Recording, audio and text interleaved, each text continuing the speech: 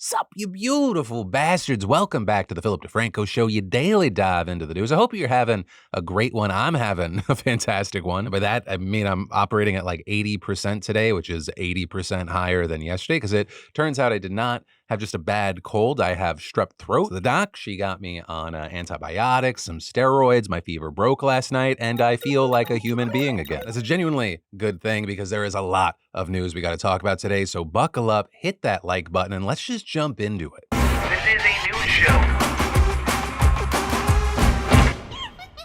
In quickie entertainment and drama news, we should start with Lady Gaga. And that because she popped up in the news for some photos. She was just attending her sister's wedding and rehearsal dinner, with a bunch of people then running to Twitter to say that she looks pregnant. It turns out there will be no Goo Goo Gaga in the near future, with Lady Gaga posting a TikTok with the caption, "Not pregnant, just down bad, crying at the gym. Register to vote at headcount.org. Right, so turning it into a political action call and a Taylor Swift reference. Also with that, you had a ton of people then defending Lady Gaga amid the comments about her body, with even Taylor Swift herself chiming in, saying, "Can we all agree that it's invasive and irresponsible to comment on a woman's body? Gaga doesn't owe anyone an explanation, and neither does any woman." And her comment is also notable because Taylor herself has had to deal with pregnancy rumors, with people just constantly posting TikToks from her tour speculating because God forbid she takes a big breath for a second and then, oh boom, she's pregnant. Which is already annoying, but then made even worse. Like if you ever saw her Miss Americana documentary, because she specifically talks about having an eating disorder. And not just that, but how these rumors impact it. Saying, I tend to get triggered by something, whether it's a picture of me where I feel it looked like my tummy was too big, or like someone said that I looked pregnant or something, and that will just trigger me to starve a little bit. Though also, I know us talking about this, like it's not gonna mean anything actually changes, because people are just gonna be fucking weirdos about people's bodies online. That's just the way things are. I mean, look at the Halsey situation. Right, yesterday, while announcing new music, she wrote, "Long story short, I'm lucky to be alive. Short story long, I wrote an album." With that, accompanied by footage of them discussing being sick and receiving treatment. While the post didn't make the exact illness or diagnosis 100% clear, Halsey did tag the Lupus Research Alliance and Leukemia and Lymphoma Society, and is making a donation to both organizations. And while if you look, there were Instagram comments, you're like, oh my God, there's so much love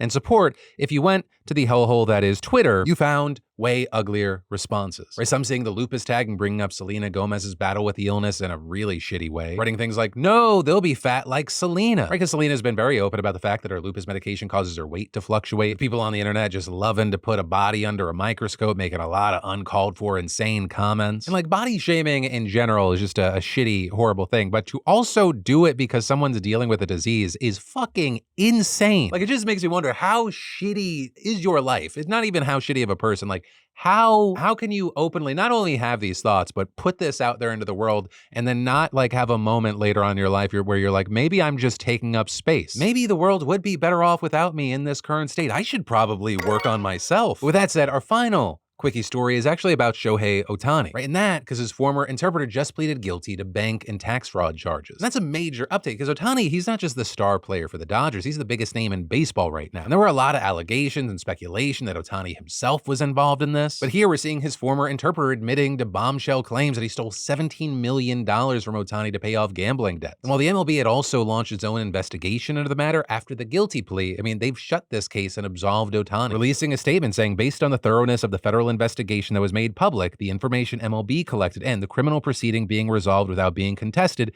MLB considers Shohei Ohtani a victim of fraud, and this matter has been closed. And as far as what happens next, Ohtani's interpreter is facing up to 33 years in prison. Though notably, we won't know what his actual sentence will be because that doesn't come down until October. Though he'll also, I don't know how he will, have to pay Ohtani restitution as well as another million and some change to the IRS. So both of those amounts are also subject to change by the sentencing. And then, FDA advisors were considering a psychedelic drug for the first time ever yesterday, and it ended up being a complete fucking disaster. Because an independent advisory panel for the agency discussed whether to recommend MDMA-assisted talk therapy as a treatment for PTSD, with them then voting 9-2 that it's not effective and 10-1 that the benefits do not outweigh its risks, which is an absolutely stunning blow for the now decades-long movement to legalize psychedelics. Though I will say, the decision is both surprising and not surprising. Right? It's surprising because the drug sponsor, Lykos Therapeutics, submitted 2 randomized controlled trials that showed extremely positive results, with the first one finding that 67% 34% of patients no longer met the diagnostic criteria for PTSD following 3 dosing sessions compared to about 32% in the control group. And the second one, an observational follow-up study finding that the treatment's durability lasted at least 6 months. But the panel's rejection is unsurprising for a long list of reasons. Like right off the bat, the FDA doesn't regulate psychotherapy, nor has it ever assessed drug-assisted psychotherapy like this. So they're already treading very uncharted territory, but that also doesn't get into the problems with the studies. Right? Because as we've talked about on the show before, Lykos has been accused of misconduct and even being a therapy cult, with the Institute for Clinical and Economic Review, a group that evaluates clinical data, publishing a report last month stating that it is possible that the study encouraged the reporting of positive events and downplayed adverse events. And in fact, yesterday, one of its participants told the FDA that her therapist encouraged her to view worsening symptoms as evidence of healing and spiritual awakening, and adding that she and other participants later struggled with suicidality following the trial. And then there's also the scandalous video that went public of 2 therapists in bed with a participant while she was on the drug, with some on the panel expressing concern that the drug could incentivize that kind of unethical behavior if used widely. And then,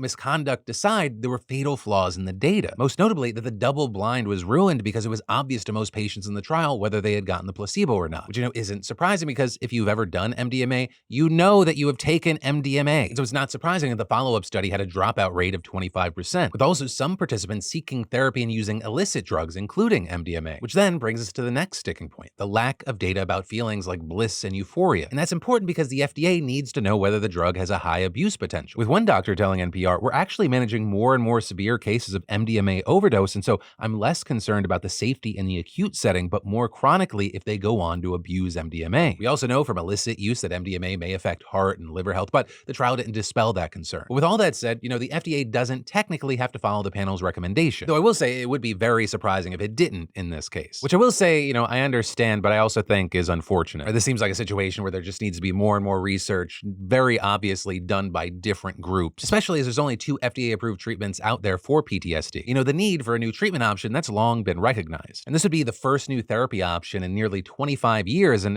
PTSD, that affects 13 million Americans. Though notably, this is only one drug and one application of it. There are other psychedelics out there like mushrooms and ketamine that are also being tested as treatments for other disorders like depression and anxiety. And then we should talk about what some are calling an assault on the first government-funded reparations program in the United States. Right, because this is going down right now in a Chicago suburb by the name of Evanston, where during the Jim Crow era, redlining policies locked Black residents out of financing for real estate in certain neighborhoods, which is why in 2019 we saw the Evanston City Council pass a first-of-its-kind reparations program, with it applying to Black people who either lived in the city themselves or whose direct ancestors lived there between 1919 and 1969. And by taxing cannabis sales and real estate transfers, it gives each eligible applicant $25,000. Now, at first, the money was designated for housing-related expenses like buying a home, paying a mortgage, or making home repairs and improvements. But last year, the City Council added the option of direct cash payments because some found the restriction was demeaning. If you give me something, you can't tell me how to spend it. So, and it's like, you have people like, well, what are they going to spend it on? Man, I'm going to buy Newports and a Cadillac. Come on, really? So now, as of today, the program's paid out nearly $5 million to 193 people over the past 2 years, with hundreds of people still on the waiting list. So, of course, not everyone's happy about it, with one business owner whose identity PBS kept anonymous because he actually tried to take back his interview later on, saying, I don't think it's a good idea. There are people who need help. The help should not be predicated on someone's race, creed, color, orientation. So if we go by that standard, well, then we owe the Chinese recompense, we owe the Japanese even more recompense, and there comes a point where we're a flawed society. I think the thing we need to do is move forward. The counter argument we've seen there is that the program doesn't target anyone based on race, right? Instead, saying that it recognizes people who were themselves targeted for their race in the past and tries to right that wrong. So the hope from reparation supporters is that this will provide a model for other states and the federal government, with a former city council member and an architect of the program telling NBC a few months ago. Now we have set a new standard. It in fact is attainable. It can be funded. It can be legislated. Reparations can be dispersed without fear of judicial pushback. Or maybe not, because the conservative advocacy group Judicial Watch just filed a class action lawsuit against Evanston on behalf of 6 non-Black residents, with them arguing there that the program's race-based eligibility requirement is discriminatory and violates the 14th Amendment, which, notably is exactly the same argument that the Supreme Court used to strike down affirmative action in college admissions last year, which is a decision we saw open the floodgates for a wave of conservative lawyers and judges to challenge similar race-conscious policies, right? Things like diversity fellowships and minority business grants. And so we're gonna have to wait to see if this experiment in Evanston survives, but even if it does, doesn't, activists say there are ways to design future reparations programs so they're less vulnerable to legal attack. Like, for example, Providence, Rhode Island is one that lets Black residents automatically qualify, but also adds a separate income criteria that could include about half of its white residents. But for now, we're gonna have to wait to see how this plays out, and I'd love to know your opinions in the meantime. And then, y'all know that I truly believe staying as healthy as you can. It's crucial. And I get that finding a trusted doctor, one who actually takes the time to listen to you, not treat you like cattle, that can be a challenge. Not to mention the time that it takes to get an appointment. I mean, seriously, it's ridiculous nowadays. But that's where the fantastic sponsor of today's show comes in, ZocDoc. Be it that head cold that's lasted over a week and turns into something more, or that nagging pain that starts to affect the rest of your body. ZocDoc can help. Because ZocDoc is a free app and website where you can search and compare highly rated in-network doctors near you who accept your insurance and instantly book appointments with them online. We're talking about booking appointments with tens of thousands of top-rated, patient-reviewed, credible doctors and specialists. And the app is so easy to use, and it's not just about finding your general practitioner. ZocDoc finds dermatologists, dentists, psychiatrists, eye doctors, I could go on. And the typical wait time to see a doctor booked on ZocDoc is between 24 to 72 hours, sometimes scoring same-day appointments with doctors who have verified reviews from real, actual patients, not bots. So just go to ZocDoc.com/Phil and download the ZocDoc app for free. Then find and book a top-rated doctor today. That's ZocDoc.com/Phil.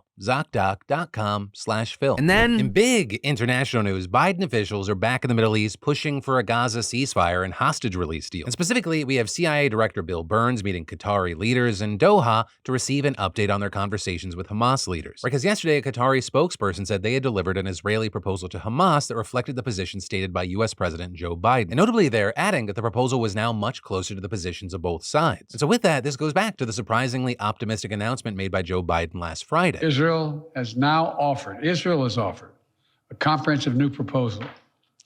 It's a roadmap to an enduring ceasefire and the release of all hostages. And according to Biden, the first phase of this proposal would be for a full and complete ceasefire. And specifically, this would mean the withdrawal of Israeli forces from all populated areas of Gaza, the release of a number of hostages and hundreds of Palestinian prisoners, and a surge in humanitarian assistance. Right, and during this phase, Israel and Hamas would negotiate the necessary arrangements to get to phase 2. Then phase 2 would be an exchange for the release of all remaining living hostages, including male soldiers.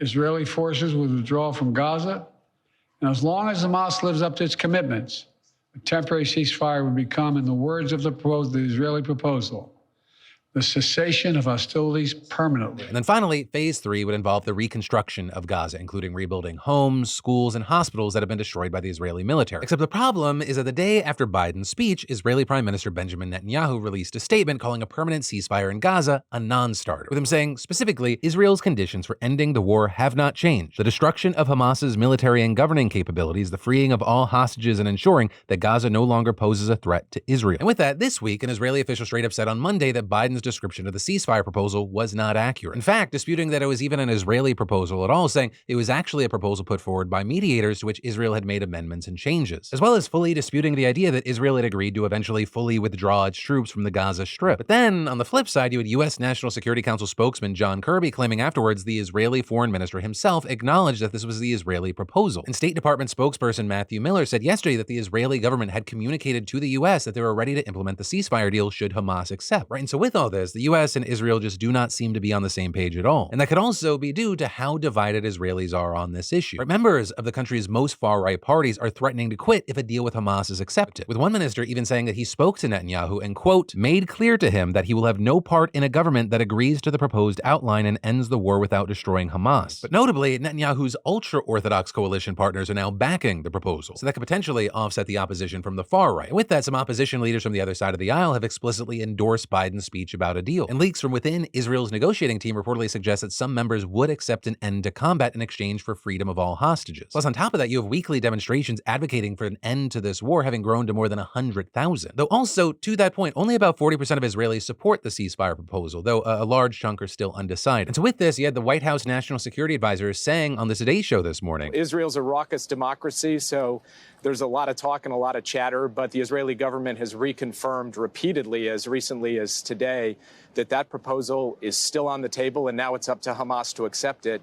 And the whole world should call on Hamas to accept it. Which, as of recording, we're still waiting for an official response from Hamas. Though notably, just yesterday, a spokesperson for the group reiterated their concerns about Israel's unwillingness to commit to a permanent ceasefire or a complete withdrawal of forces, with them adding that Israel was interested in only a temporary ceasefire to free hostages and would then just resume the war. And to that point, on Monday, Netanyahu was quoted as saying, "The war will be stopped for the purpose of returning hostages, and then we will proceed with further discussions," with him then again restating his commitment to the elimination of Hamas, right? Which is why you have people saying, these talks seem like a step forward, but also like they're in the same place. And notably, as all of this has been playing out, Israel has been stepping up its military offensive in Gaza, but specifically the latest action taking place not in the southern city of Rafah, but in central Gaza, where according to Gazan officials, at least 44 Palestinians have been killed by Israeli airstrikes in the area since yesterday. Though with that, you had the Israeli military claiming that the jets were hitting Hamas militant targets, and saying that the ground forces were operating in a, quote, focused manner with guidance from intelligence in an area that is notably one of Gaza's long-established refugee settlements. And notably, we've also seen things heating up between Israel and Lebanon, which is the country's northern neighbor. Right? Israel's been exchanging fire with Hezbollah, an Iranian-backed militant group in Lebanon, in parallel with its assault on Gaza for the past 8 months, with this, being one of the big things raising concerns that an even wider conflict could break out in the region. And today, Netanyahu warned that Israel was prepared for, quote, very intense action in the north as he visited a border city hit by wildfires sparked by Hezbollah rockets. With this happening as the Israeli military is now again being accused of hitting residential buildings in Lebanon with white phosphorus, which is a chemical substance that can set buildings on fire and burn human flesh down to the bone. And notably, you have these accusations coming from Human Rights Watch, with them claiming that Israel's, quote, widespread use of white phosphorus in South Lebanon is putting civilians at grave risk and contributing to civilian displacement. And to that point, they say they verified the use of white phosphorus by Israeli forces in at least 17 municipalities in South Lebanon since October of 2023, including at least 5 cases where airburst munitions were unlawfully used over populated residential areas. So in response, you had the Israeli military telling the Associated Press that it upholds international law regarding munitions, using white phosphorus only as a smokescreen, not to target civilians, but also noting that the substance is sometimes used in densely populated areas. But in any case, Human Rights Watch has said that Lebanon should take the issue to the International Criminal Court. Though notably, on that subject, the U.S. House of Representatives has now officially passed a bill to sanction the ICC over its prosecutor's decision to seek arrest warrants for Israeli officials, with even 42 Democrats joining Republicans to approve the measure in a landslide vote. Though notably here, that bill is not expected to be brought up for a vote in the Senate. And even if it did somehow pass, Biden, who has even criticized the ICC decision, has said that he strongly opposes the bill. But ultimately, that's where we are right now as we wait to see how things continue to play out. And then, finally, we've got a congratulations and commentary. With the congrats going out to David E., the latest winner of our weekly $500 giveaway towards any tickets on SeatGeek. With it looking like here, David's putting his winnings towards a comedy show. And for everyone else, that's right, SeatGeek and the Daily Dip are still giving away up to $1,000 in tickets, and you should definitely enter today if you haven't already. Just add code PDS to your SeatGeek app profile for a chance at the weekly $500 prize, no purchase necessary. And $1,000 prizes are available to Daily Dip subscribers who add code PDS newsletter, doubling entries and winnings. And then as far as commentary, we dive into the comments on the last show. Y'all definitely had a lot to say about Louisiana, with Lee Dark saying, "I can promise you, as a lifelong Louisiana resident, they want inmates to refuse and get a longer sentence. Everything in criminal justice in this state is about keeping inmates in prison and working for slave wages," with a number of locals agreeing, but also some saying it's not just Louisiana. This is a whole America problem. Well, problem for everyone except the government, since they're the only ones profiting from it, and then we as taxpayers foot the bill. That's the problem with capitalizing on imprisonment. It's a for-profit prison system. It's built to make them as much money as possible, not to reform them. Though this is, you had some who responded saying, damn, if only they weren't criminals, then I might actually care. Though I will say, one of the reasons it seemed like a lot of people were very concerned about this law in Louisiana is that someone could be convicted incorrectly. With folks saying things like, with the amount of prisoners released after new evidence is brought up, I'm not confident enough in our justice system to support permanent changes to people's bodies. And this is, there were also interesting takes like, as a former sex crimes prosecutor, I want to say it's really easy to be in support of the Louisiana bill for obvious reasons, but what is forgotten is that in the vast majority of child sexual abuse cases, the driving force of the abuser is not sexual, it's power and control. I won't lose any sleep over the implications for the abuser or even the Eighth Amendment implications. However, there is little to no good evidence to support that such a procedure would prevent recidivism. Oral copulation, digital penetration, groping, photographing, among countless other horrible acts will not be prevented or even dissuaded by this. This only makes the lawmakers feel better through retribution and looking good for their base. I will end by saying it doesn't even do anything to bring closure to victims, many of whom just want to move on with their lives and not live in the past. I haven't encountered many victims who are out for retribution. They heal through receiving support, therapy, time, and simply being told, I believe you. But then finally today, there was also a decent chunk of conversation around the special ed teacher shortage. Some sharing as someone who's passionate about teaching, who is dead set on becoming an educator, teacher, and autistic,